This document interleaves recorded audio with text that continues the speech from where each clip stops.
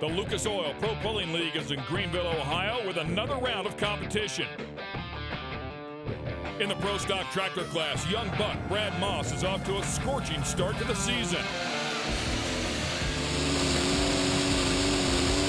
With 3 wins on the season already, will anyone stop him from pulling away from the pack? The Super Mod tractors are in the house as well. And after a disappointing round 4, can Derek Bargy turn his season around on his hometown track? The sleds are hooked, and it's time to go pulling in the Darke County Fairgrounds.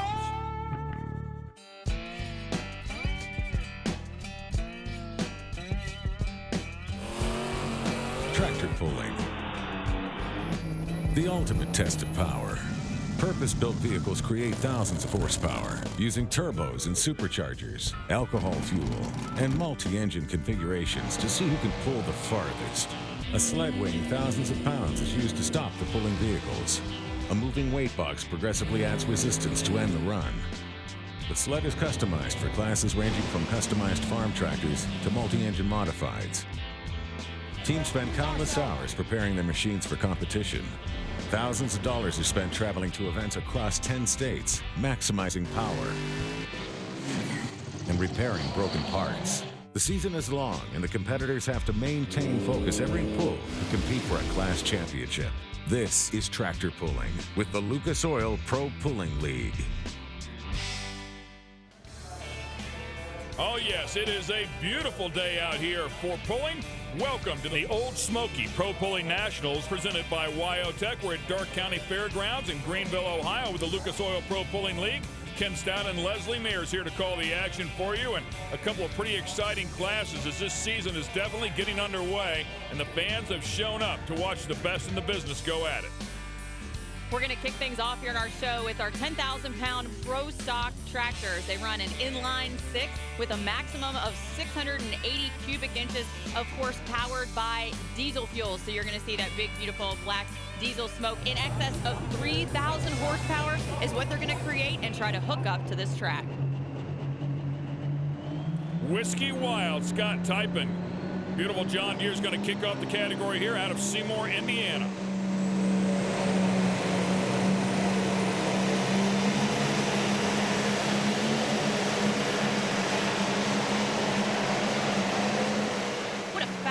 Here by Typen.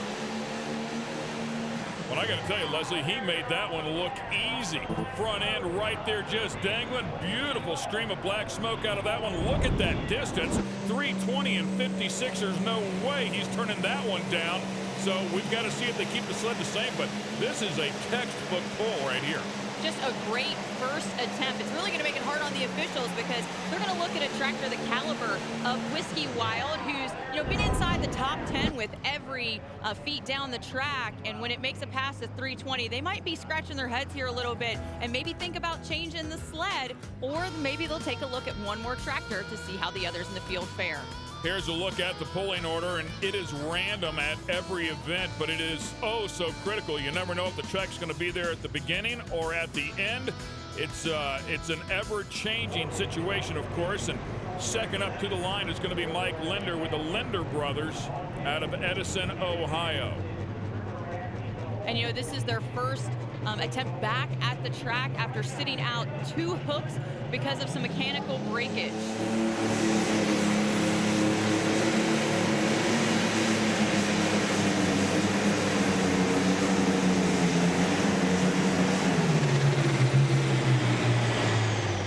And you could hear, that is a great example when we saw Scott Typen come out here and keep the RPMs up, and it was just singing all the way down through there. And unfortunately, that one was laboring right from the very beginning. Almost makes me wonder if he had a completely different gear because he never got the RPMs up there where he wanted them.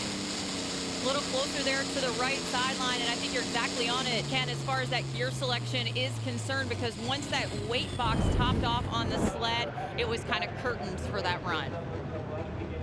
Well, Crash Gladys is cruising the pits and keeping up on all the latest stories here inside of the Lucas Oil Pro Pulling League, especially with the Pro Stockers, and Kevin Masterson's going to be the first one of the group. Guys, you can see Kevin Masterson's points have been up and down throughout this year so far. I asked him if he's been trying anything unconventional, because that's typically what Kevin Masterson would do. And he said no, he really hasn't been. He's very confident in this tractor. He said he's just been at the right place at the wrong time, to quote his words exactly. He said he hasn't had enough time to really work on the tractor like he has wanted to. Remember, he is very busy with his farming, and of course, he's a dad to twins as well. Yeah, Kevin's got 3 kids at home, Kale, and then of course his twins that were just born in February. So very busy, along with several thousand of acres of bottom ground along the river there in southern Indiana to farm as well. Boy, beautiful effort there. It did tug that tractor down right at the very end. 3:15 and 20, a respectable mark for sure. And he did pick up a 3rd place finish in Franklin. And you know, the results really just don't speak to what a good puller Kevin is here. And you can see the front end coming up early, getting that perfect balance of weight into the rear tires. And, you know, he's been outside the top 10 in his other 3 attempts. However, he has been happy with those attempts, because it's one of those things with tractor pulling where if you're happy with the way your vehicle ran at those track conditions at that point in time in the pull, that's kind of the way you have to look at it if you don't finish in the top of the field. Tim Stone and the Rolling Stone will be next. And to go back to Masterson's effort, that 3:15 and 20, you would call that a really good mark, but based on that 3:20 we already saw, this class typically gets pretty tight. So a 5-foot span leaves the door open for other people to jump in the middle.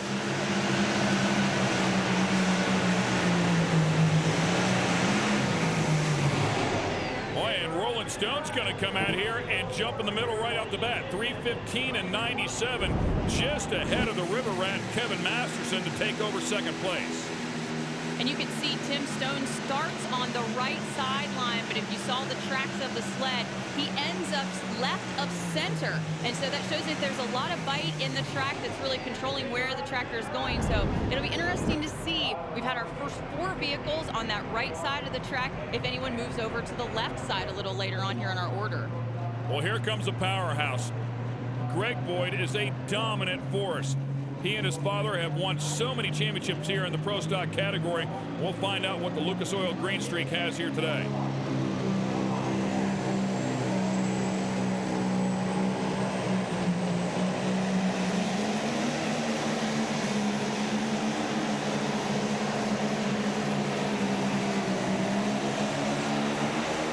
And that's how you get it done. That is a perfect run. We have a new leader. Greg Boyd jumps out in front at 3:23 and 63, puts 3 feet on the Whiskey Wild, and again, just dangling that front end. Oh, just a great setup, and you saw Steve just 1 hook ago standing back there on the starting line. 9th currently in points after going out of bounds at the first pull of the season. You know Greg Boyd's going to have it turned up with only 1 podium finish on the year out of 4 events, which is highly unusual for the Lucas Oil Green Streak machine. Well, Brad Moss has done a great job so far this season. We had a chance to speak with him about his strategy when it comes to pulling. I think in all the classes anymore, since the horsepower level is getting more and more all the time, I'm one of those that preach that, you know, we're pulling 300 to 330 foot track, but I always preach that the pull is won at 100 foot. And a lot of pullers disagree with me or just kind of laugh when I say that, but I think it's won at the whole shot, and that's 110% of the driver. And you know, you can make all the horsepower in the world, but if you can't put it to the ground and get it going, you know, that number doesn't matter. And here comes Brad Moss on the TS Performance Young Buck. 3 wins and an 8th place finish so far. He's 2 things up over the winner.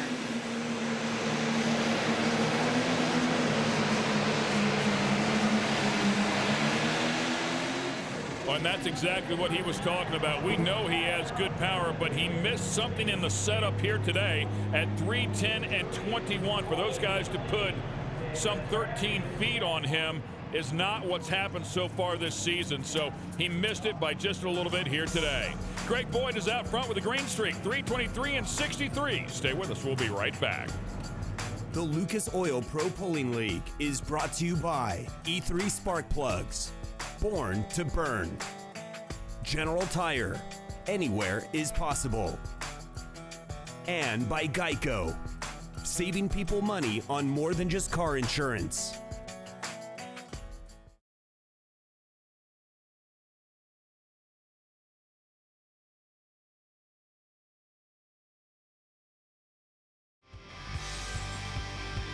Welcome back to Darke County Fairgrounds here in Greenville, Ohio, to the Old Smoky Pro Pulling Nationals presented by WyoTech. Let's show you something where they're having a little bit of fun out here. They actually have the kids out here having some fun as well. Well, and this is just something for adults and kids alike. Lots of people have utility vehicles in the pits that they bring out here to pull, and of course the kids have a great time with the pedal pull as well. So we're trying to start them young, give them that little taste of pulling on the physical level, and then work their way up to the mechanical level. Get it running in their veins early on. All right, up next is going to be Mickey Shorter with a Buck Eater 2 out of Sullivan, Indiana, another John Deere. A win at Franklin, and then has not finished outside of the top 10 yet this season.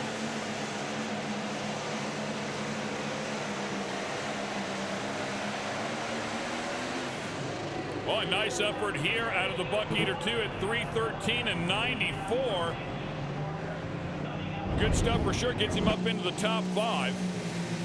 About halfway through last season, Mickey Shorter started to go into Steve Boyd, who's now his tuner. And so got a good setup there from Boyd. But, you know, you got to give a lot of credit here to Mickey, too, as a driver, because he does a good job trying to keep it straight on that right sideline. All right, let's get it back down to Crash Gladys. She's going to talk to Big John Mears about the finish line mark. With the Pro Stock tractors, we've got a floating finish. How did you come to that determination?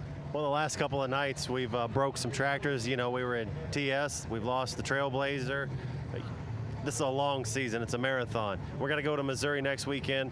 Let's save them. They're going to stack in there 320, 321, 318. We don't need to have a pull-off tonight. We'll just float it and see who's got the best tractor. Considering track conditions, you think things are going to get better or worse? Right now, I'm kicking myself in the rear. I should have opened up the dirt a little bit more. It's a little wet on the bottom. It's kind of sticky on that end, and when the sled plants, that pan hits the ground, they're done. So there's some words of wisdom, and it's nice to hear, John, and of course those officials understand how difficult this season is on the professional tour for those guys to come back and compete all season long. What they're basically saying is, one time down the track and you're done here tonight, so you better make it right. Corey Bobb jumping in the seat of the barely getting by, going from turning wrenches to driving it down the track.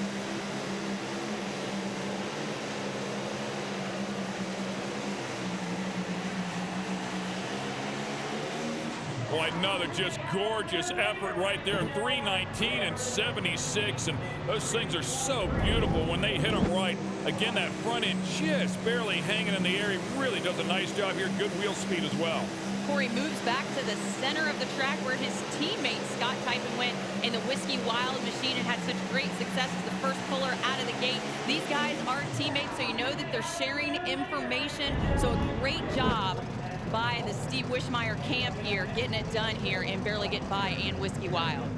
He jumps into the top 3 as we see our first red tractor come up and hook up to the sled. Stuart Mays and the billet binder. Stuart, just a true innovator in this class, trying to make it work with the red tractors who are down on horsepower. He's spinning that big turbo. He won't give up on running it because it gives him so much extra horsepower.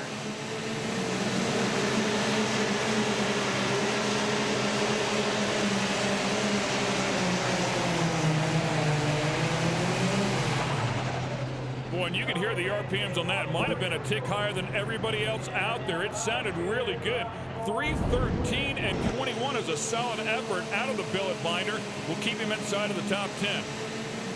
You know, he's had 2 top 5 finishes to start off the season, but after he busted that turbo at Franklin, he's really been struggling. And this is where he's probably running a little bit higher gear here, trying to make a little bit more power out there on the track in order to get it done with that smaller turbo that he's running. Great looking old school international. Nice looking ride for sure as our next competitor comes up. That is John Sharp. The tractor is called Under New Management. John, a new driver here in this category, actually made his first pass down the track at Tampico, Indiana. Just one pull ago. He's the hired gun coming in here to drive for Jeremy Freer while he's tied up with other business.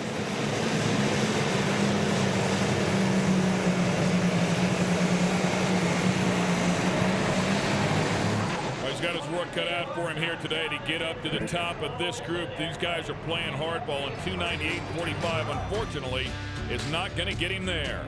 We'll take a look at the top three. Barely getting by. Just sneaks in there with Corey Bobb as they all chase Greg Boyd. We'll be back in just a moment.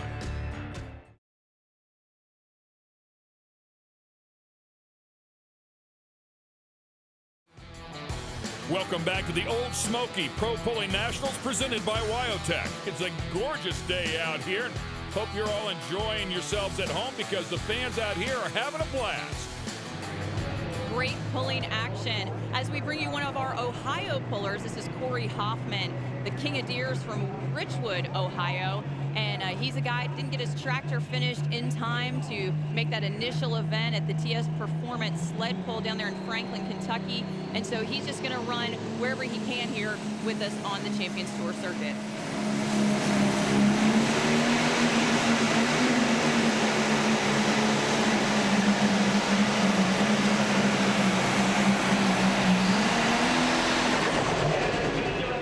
Good effort for the brand new machine at 3:07.41. That'll put him in 9th place right now. So inside of the top 10 with a new tractor that you're trying to sort out in this group at this level is a solid effort. Well, and this is where these guys come to have fun. He and his dad farm about 3,000 or 4,000 acres, so they come out here to the tractor pulls. This is kind of where they get to let loose and get wild on the track for a little bit. Just an absolutely beautiful machine. And speaking of good-looking machines, the next one up is also impressive. It's called Green Line Express, Ross Borson. This will actually be the first pass that Ross will make on the Green Line Express. He's had Brad Moss making some adjustments, putting some airbags out there on the front end of the tractor to help with the front end suspension when that front end comes down. And so he's been really busy at home farming and running his businesses as well. So this is his first trip down the track, although Brad has piloted it very well so far this season. And he misses the mark, unfortunately, by a good bit as well. 298.19 is not going to put him in the hunt here this afternoon. And it's one of those things, I think, with Ross stepping in the seat after being out for a while. It's kind of getting used to everything once again. And you can see the front end coming up and down and never really picking itself up and carrying where it needs to be throughout the course of the run. And so without that perfect weight placement to those rear tires, you're not going to get the most out of your horsepower. Next up will be the Case International campaigned by Avery Newman. Little Rascal, one of only 3 internationals inside of the category. And this just shows how John Deere is king out there, especially that John Deere big block. It came from the factory at 619 cubic inches, so it's really easy to stretch it to 680. You don't see very many of the smaller cubic inch blocks that came out of the factory, like the internationals that were 466 right out of the chute, because you got to stretch them so far to get that extra horsepower. It just doesn't leave much material left in the block, and it leaves them very vulnerable. 3:04.68 is the mark here for Avery and the Little Rascal. Just outside. Matter of fact, I shouldn't say that. Does sneak into the top 10 right now. Currently sits 10th. And you can see he was full throttle right off the starting line, trying to get those big tires spinning, hooking up, spinning fast to pull the heavy sled. These guys know it's all about ground speed. Great looking ride, man. Yeah, you have to love the passion for sure about these guys that stick with their tractors. Nathan Babler coming up earlier, and we've not heard from Terry Boyd, so let's check in with Terry. Nathan Babler and the Haymaker getting ready to go up to the line. You made some last-minute changes. Tell us about them. We did make a few changes. We moved some weight around a little bit after seeing some of these tractor pull. We're the second to the last tractor to pull tonight, so we at least did have the advantage of seeing some other tractors pull, and hopefully we've got it right. What are your impressions of the track so far tonight? Well, I think it's a pretty bitey track the way it looks. Got to take a little more power in the track last night. When he speaks to the bitiness of the track, where John Muir's talking about how he should have opened it up and let it dry out. They actually had some wet dirt over on the left sideline that they actually put back into the track earlier today. So that left side going to have a lot more bite. That's why we see everyone staying over on the right.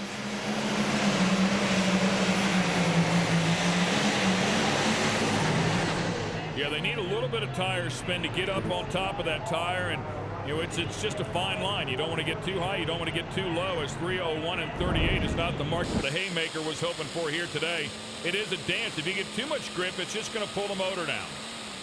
And, you know, Babler spoke of moving weights, and I'm surprised we don't see more guys moving weights off the front end, either back to the belly bar or clear back where it hooks up to the sled to try to get that perfect transfer of weight. So the Haymaker will slide over out of the way. Just a couple of tractors left inside of the category here in the Pro Stocks. Here's a look at the top three. When we come back, we'll finish up the class.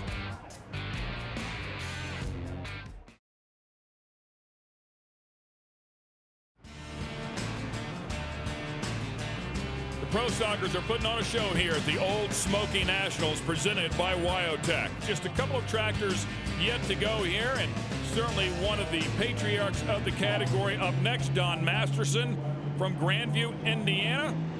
That is the father of Kevin Masterson, who we saw earlier, and Kevin up there in the top 5 right now. And the Tinker Toy picked up a second place finish at Tampico just one night ago.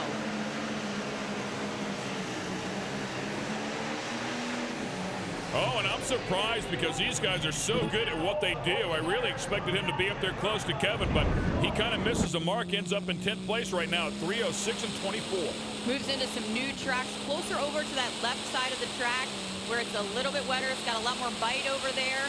And so you can see him doing a lot of work on the steering wheel, trying to keep it straight and narrow down the track to extend his distance. Go on the hook there, and we'll tow him out of the way. I wonder if something broke on the tractor during that effort. Maybe that's why it laid up a little bit short.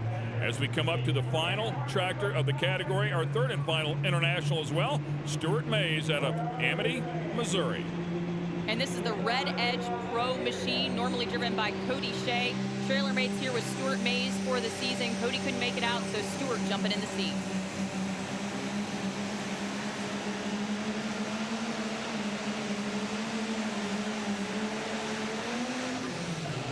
We're way over there on the left-hand side, 3:04.09 for the Red Edge.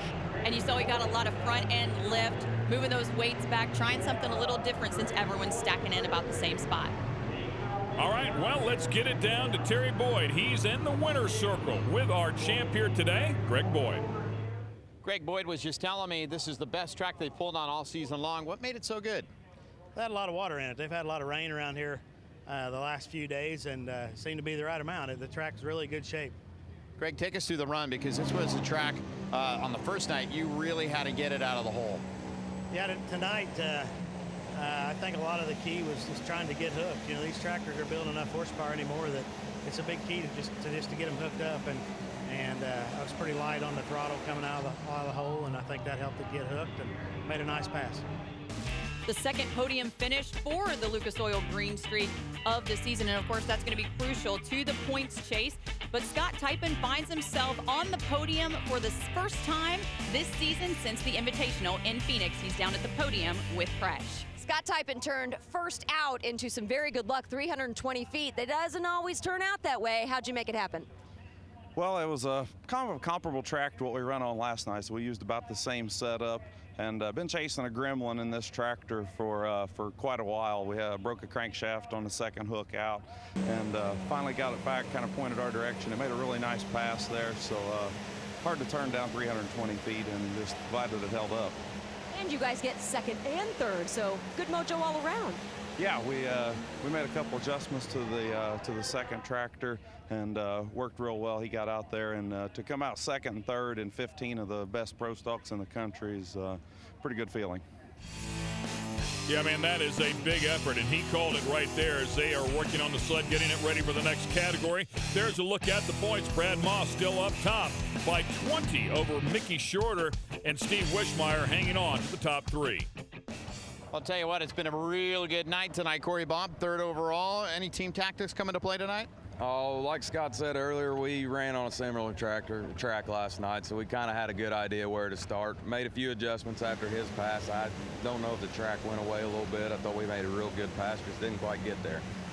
Hey, 2 in the top 3 is pretty darn good. Oh, we couldn't be happier to leave here with 2nd and 3rd with all these guys we run with. Man, they're tough to beat, I can promise you that. Excellent job for that group, of course. All right, we're not finished yet. We still have the multi-engine monsters, and they're coming up next. The Super Modifieds are putting some heat in the engine. Stay with us. We'll be right back. The Lucas Oil Pro Pulling League is brought to you by Speedco Truck Lube and Tires. Built for speed, staffed for quality, delivering world-class value. Optima Batteries, the ultimate power source. And by Wyotech. Enroll today. Turn pro at Wyotech.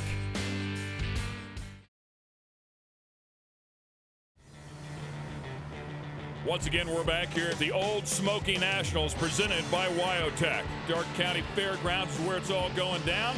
They're putting some weights inside of the box.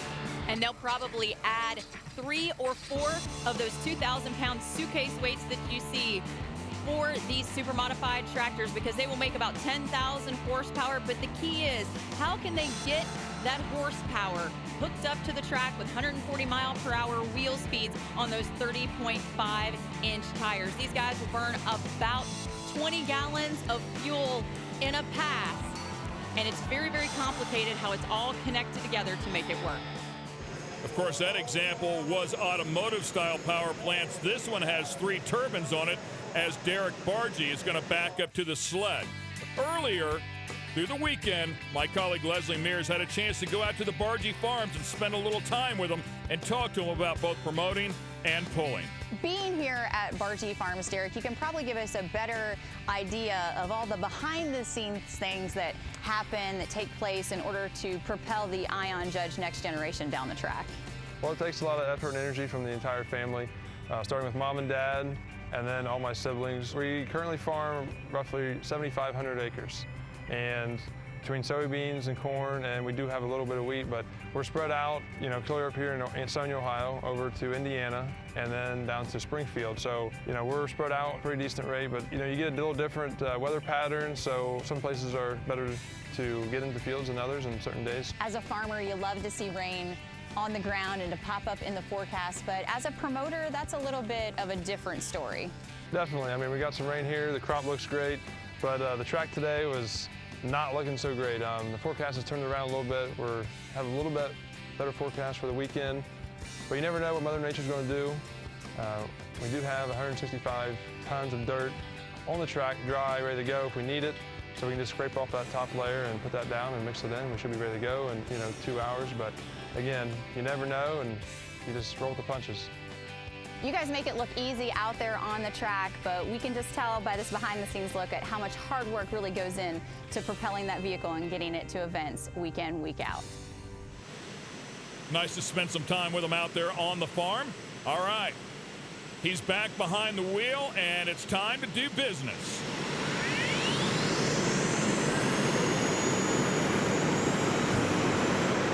Oh, that's a bit of an issue. He lost his steering wheel on that run. You can see him working hard with his feet, trying to keep the vehicle inbounds because that's his secondary form of steering. But let me tell you, Ken, those steering wheels pop on and off so easily. It's just a little push of a button. So if he doesn't have it on very tightly right away, it's easy for it to just snap off right there.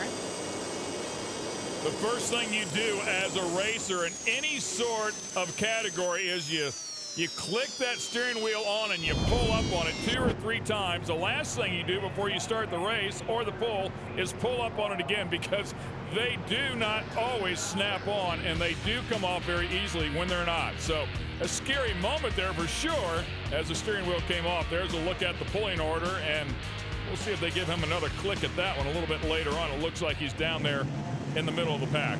He was the test puller, so he got to turn that one down. Ricky Long having a great season so far, and Crash Gladys had a chance to catch up with him earlier today.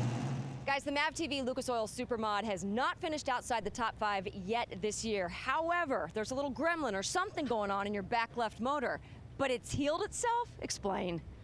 We've been working on it, just piddling with it a little. It just had some O-rings in the fuel shutoffs, but could be dangerous, and it could set a blower off, something of that nature. But last night, once fuel pressure hit it, it sealed itself, so we're good. So what he's speaking of is the fact that once the fuel pressure hit that fitting, it could have just blown fuel everywhere, leaned out the motor and detonated it. Or what happened to it last night is the pressure on it just sealed it and poured the fuel right into the motor. He finished third one night ago. He comes out here now and will jump up towards the front of the pack here early on in the pull at 276 and 30. You know, that's got me scratching my head a little bit here. You've got a tractor that hasn't finished outside of the top 5, only going 276 and change, and a great shot of that TS Performance dash right there. As you can see, he's monitoring all kinds of great stuff, RPMs and temperatures inside each one of those engines out there, just to give him a great look about what's going on in each one of those 4 engines during a pass. So 3 feet short of Derek Bargy, and here comes the green streak. Steve Boyd, we talked about Steve formerly being in the Pro Stock category, and of course his son also still there. And it was Steve Boyd that finished second just one day ago at 317 and 92. They're starting to get a handle on this thing. Oh, and he's just a great driver, and he drove that tractor beautifully. Won a Benetgo to that second place finish.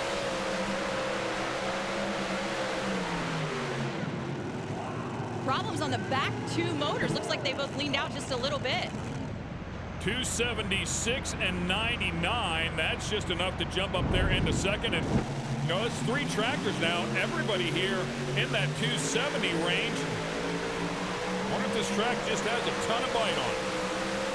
Keep your eyes peeled on those back 2 engines. And you can see the flash there. Looks like he might have got a burst panel on one of those. Definitely down on power as he was trying to spin it in.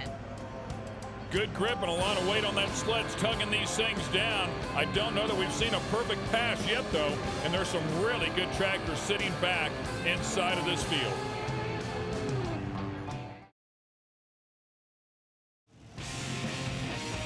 You're watching the Old Smoky Pro Pulling Nationals presented by Wyotech. We are in our unlimited modified tractor category, and the newly sponsored Wayne Sullivan Kentuckian tractor, now called the Tonka. These guys making every effort to break in this tractor quickly. They've been happy with their performance that they've been getting out of it by having 4 engines this year instead of the 3 that they've had in the past. I think they still only have 3.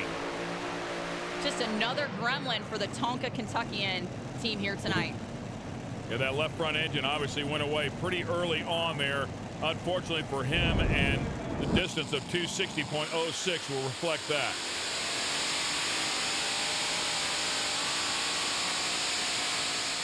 You talked about it earlier. I mean, it's just very difficult to get all 4 of these things to operate perfectly in concert with each other and get all that power back to those tires and then have the proper setup for those tires once all that's said and done. And the data collection starts at the end of the track. And speaking of track, we're going to get an update from Crash Gladys on what the conditions are out there. Guys, over here on the E3 Super Modified side, we're seeing moisture come up through the track as the sun has gone down. So some of the guys are predicting that the track is only going to get better as we move through the class. And I've even had some guys say, because so many of the tractors have been pulling to the left, they're going to prefer to line up on the right to give them as much room to get down there to the top end. Yeah, they call that slingshotting, if you will, to start off on the right and try to give themselves a little bit of room to stay in the throttle. This is a guy that won it all one day ago. Michael Stewart, Protect the Harvest down in Durham. Very quiet team, and they'll sneak up on him.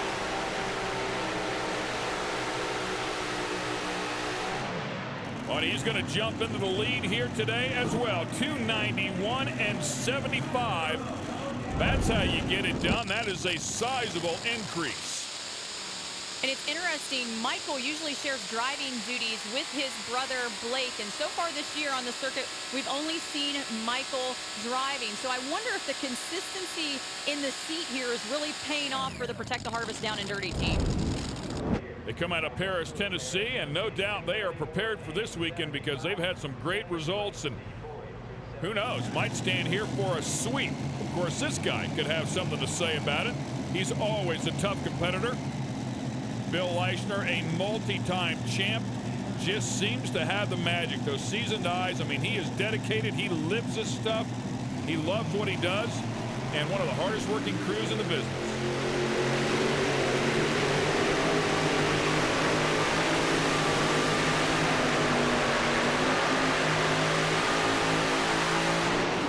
Boy, I hope I didn't jinx him right there because he misses the mark as well.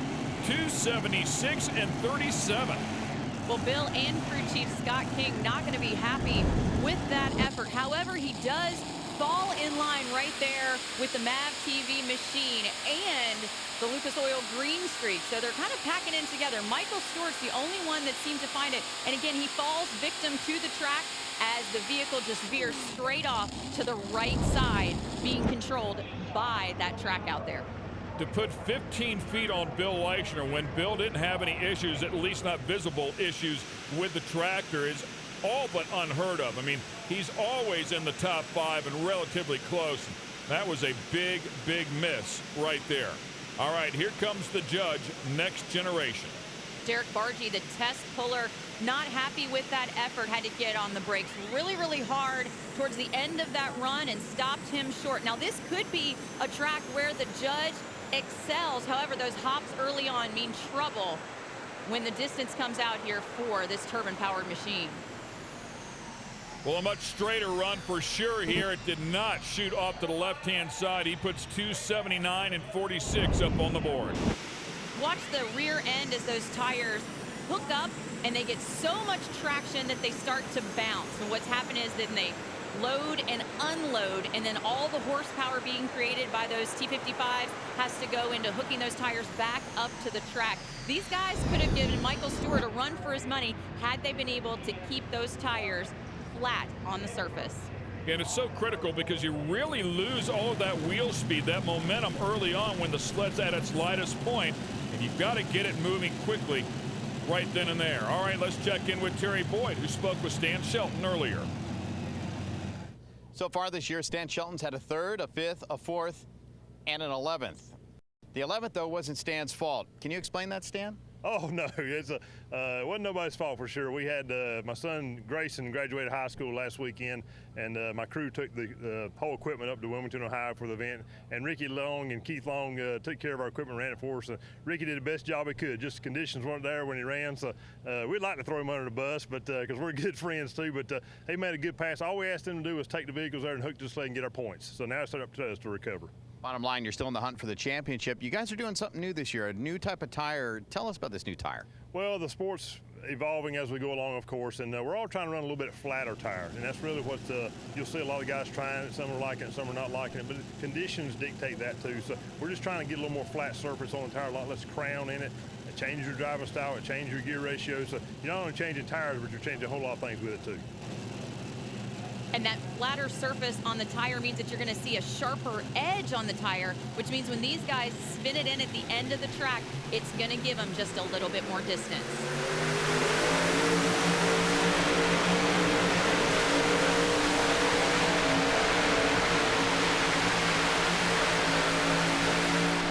Well, I'll tell you what, he did not play around with that thing. He went to full throttle as quickly as possible and consequently stands atop the group at 298 and 64. Stan Shelton and the Shell Shock sets a new mark to beat. The Lucas Oil Pro Pulling League has been brought to you by Ion Camera, the lightest, fastest, fully waterproof HD action camera on the market, E3 spark plugs, Born to Burn, and by Lucas Oil, made in America, sold to the world.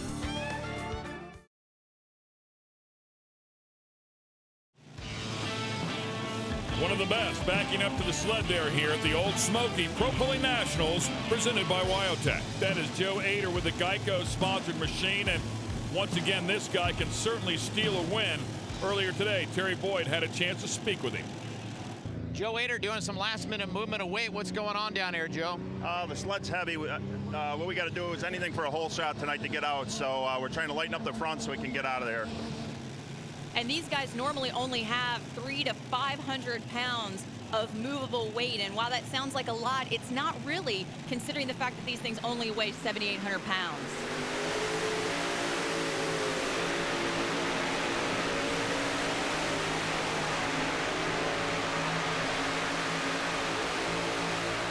Well, and he plants those rear tires as well and gets the full throttle as quickly as possible. Just misses the lead by 6 inches. A half a foot, 298 and 26 for Joe Ader in the Geico 75th edition. All about the whole shot, and he got exactly what he wanted here. You can see a little bit of pressure on the brakes, and then he just backs off and lets it ride all the way to the end of the track in order to get so close to Stan Shelton. We're talking about maybe 5-6 inches behind the shell shock machine. Well, if somebody can put it at the 300-foot mark here tonight, they will take over the lead. And, you know, this is another team. You just can't count them out. The Bunnages are fun to watch. They love what they do here. They're very passionate about it. And sometimes they think a little differently than everybody else, but sometimes it works. And that different thinking puts Wayne Bunnage and keeps on ticking on the far left side of the track.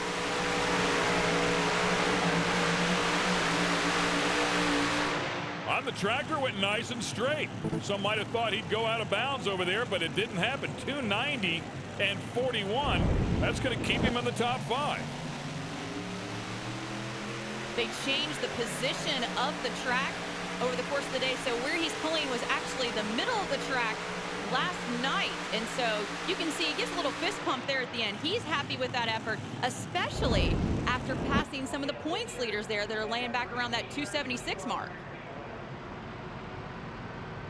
And Wayne Bunnage's brother will come up here now, Steve Bunnage, and one tractor's called Keeps on Ticking, the other one's called Takes a Lickin'. It's supposed to be the other way around if you're going to say it correctly, but in terms of pulling order, that's the way they laid out here tonight. And you've got to watch out for Steve. He's just a student of the game back there, and this is where he's deadly, when he sits and he waits and he watches and he's that last hook of the night. Oh, and he's going to steal bragging rights from his brother here as well by about 2 inches. Oh, so close. 290 and 61 just nudges out the 290 and 41 of his brother Wayne. Dan Shelton, the big winner here, and from what I've heard, I'm going to have to ask you, did you really look at Michael Stewart 2 ahead of you and kind of plan at least your journey off of him? Absolutely. Listen, Michael was the winner last night. Michael's dialed in. They're doing a great job of down and dirty team, and he made a nice pass. So we're looking at his weights, where we're at, and a lot of details. And that's what you do. You got to play the game as hard as you can. There's no better class of tractors out here. We're all going to the front. We're going to the back. It's going to be a tight points race at the end of the year. And watching where people were lining up on the track, that was almost comical at times. Well, again, we're looking for that sweet spot. We've got to get a hole shot. We're just like top fuel dragsters. You know, we're going to zing the tire. We're going to smoke the tires if we don't get a good hole shot. And everybody was trying a different line. Bill Leishner went up to the left-hand side, and we were really thinking about that. So he took that, so we went somewhere else that worked out for us. All right, we'll go celebrate. Thanks a lot. Appreciate it. A good win there for Team Shelton, their 4th top 5 of the season. And, of course, Joe Ader picks up his second place finish of the year and returning to championship performance here in Greenville. Joe Ader takes 2nd place tonight, and we talked to you on the line. It was kind of mayhem down there. You're moving weights all over the place. Looked like you guessed right. Yeah, it was definitely set up here tonight, and finally we've been struggling here a little bit, trying to put this big power down to the tracks, and everything worked out really good tonight. I got to definitely thank Geico. Jesse James is on board with us this year with firearms and Armor in, local place back home, and Polar Air. We're just really happy to get a 2nd place and be within inches of 1st. All right, let's take a look at the points here. It is Michael Stewart up top by 2 after a solid weekend here. Excellent job with a win in day 1 and stands on the podium here in day 2. Let's talk to him. Well, Well, this weekend, Michael Stewart is coming away with a first place and a third place, and I would say that is a nice weekend of work. Agreed? It was a nice weekend, but could have been better. Oh, you just want 2 first place. You can't be greedy. Well, we can always be greedy. Whether we get it or not, we may not. You told me before you went on the track, or actually you wouldn't tell me, your little secrets of what you thought of the track conditions or where you're going to place yourself. You have to be a little happy with what happened. Oh, we was happy. Just wish we could have got another 10 foot. Well, we cover a lot more of the action than what you're seeing here with us today. So head on over to propylene.com to find exclusive video highlights and, of course, results and event schedules. And make sure you follow us on social media. You'll see exclusive YouTube clips there as well.